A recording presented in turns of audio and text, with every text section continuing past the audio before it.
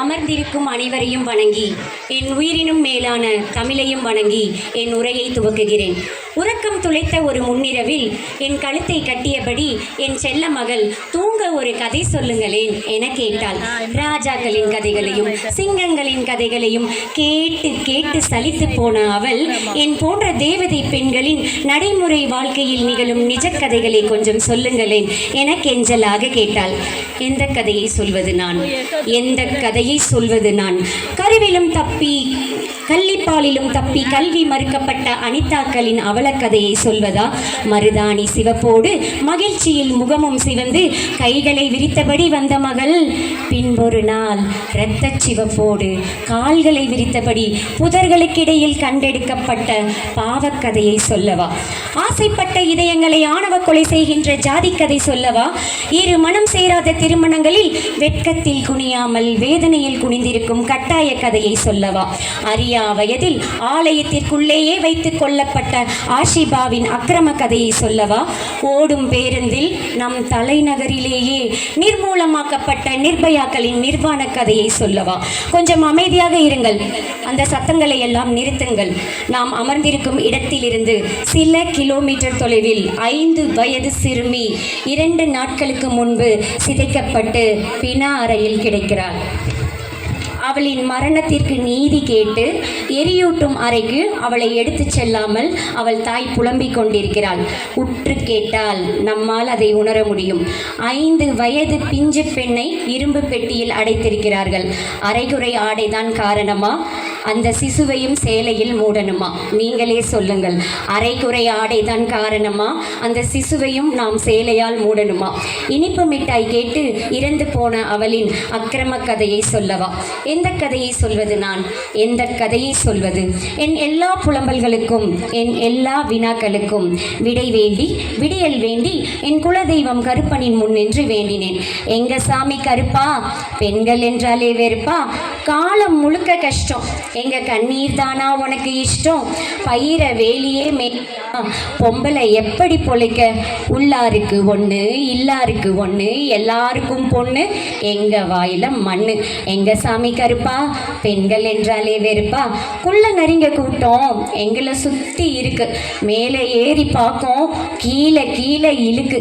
பாறை கூட பூக்கு பட்ட செடியும் தழுக்கு, பாறை கூட பூக்கு பட்ட செடியும் தழுக்கு. எங்க இனம் மட்டும் ஏங்கி போய் தான் கிடக்கு. குத்தம் குறைய போக்கி குடுப்பனையா குடுப்பா? வாடா வாடா கருப்பா, குத்தம் குறைய போக்கி குடுப்பனையா குடுப்பா? பட்ட சாராயம் இருக்கு, சுட்ட கருவாடு மனக்கு. படைச்சி வச்சேன் உனக்கு, பதில சொல்லி எனக்கு. படைச்சி வச்சேன் உனக்கு, என் பொண்ணு தூங்க என்ன கதையை சொல்ல, பதில சொல்லி எனக்கு. கருப்பனோ கர்த்தரோ அல்லாவோ, எப்போதும் எல்லா கடவுள்களும் நம் பிரார்த்தனைக்கான விடைகளை மனித ரூபத்திலேயே அனுப்புகிறான். மகள்கள் தூங்க கதைகள் தானே வேண்டும் நமக்கு. இதோ நம் கண்முன்னே அமர்ந்திருக்கின்றன. தன் வாழ்நாள் முழுவதையும் ஆதரவற்ற முதியவர்களையும் குழந்தைகளையும் பராமரிப்பதற்காகவே வாழ்ந்து கொண்டிருக்கும் ருக்மணி அம்மாவின் கருணை கதையை சொல்வோம்.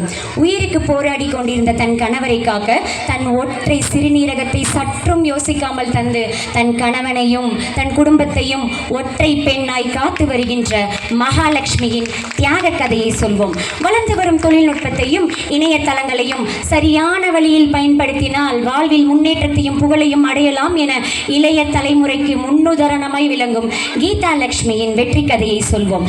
கல்வி மட்டுமே ஒருவர் வாழ்வில் கட்டாயம் ஏற்றத்தையும் மாற்றத்தையும் கொண்டு வந்து தரும். அந்த கல்வி சரியான முறையில் அனைவருக்கும் சென்று சேர வேண்டும் என ஓடிக்கொண்டே இருக்கும் சுமாயாதவின் கற்பித்தல் கதையை சொல்வோம். உயிர்களை படைப்பதில் உலகுக்கு அளிப்பதில் கடவுளை விட அதிகமாய் அக்கறை காட்டும் பூனம் பவாடியின் மருத்துவ கதையை சொல்வோம்.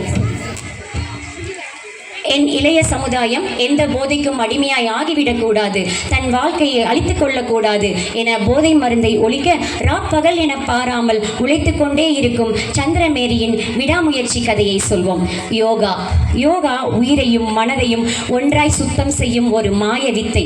எண்ணங்களையும் வாழ்க்கையையும் மேலே எழுப்பி கூட்டிச் செல்லும் ஒரு மந்திரம். இயந்திரமாய் போய்விட்ட வாழ்வில் மனிதனை உயிர்ப்புடன் வைத்திருக்க காலத்தின் கையில் இருக்கும் கடைசி ஆயுதம் யோகா மட்டுமே. தான் கற்ற கலையை அனைவரும் அறிந்து கொள்ள வேண்டும், அதன் பலனை அகிலமே அடைந்துவிட வேண்டும் என முனைப்புடன் வாழும் பிரதீபாவின் எழுச்சி கதையை சொல்வோம். 22 வருடங்களாய் மகப்பேறு மருத்துவத்தில் நிபுணராய் பணியாற்றி 2000த்திற்கும் மேற்பட்ட குழந்தைகள் இந்த பூமியில் சிரித்தபடி முத்தமிட காரணமாயிருந்த இறக்கையில்லா தேவதை பெண் மெர்சியின் உழைப்பு கதையை சொல்வோம். அரசியல் என்பது பெண்களுக்கு எட்டா கனி என்ற நிலையை மாற்றி நம் கண் முன்னே அதிகாரத்தில் அமர்ந்திருக்கும் மமதாக்களின் ஆட்சி கதையை சொல்வோம்.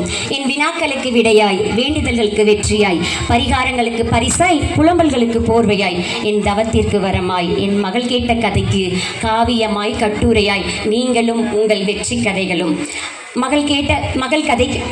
மகள் தூங்க கேட்ட கதை கிடைத்துவிட்டது. நிம்மதியாய் நானும் என் மகளும் தூங்குவோம். நீங்களும் தானே மகள்களுக்கு தூங்க நமக்கு நிறைய வெற்றி கதைகள் இருக்கின்றன, அவற்றை சொல்வோம். இனிய மகளிர் தின வாழ்த்துக்கள். நன்றி, வணக்கம்.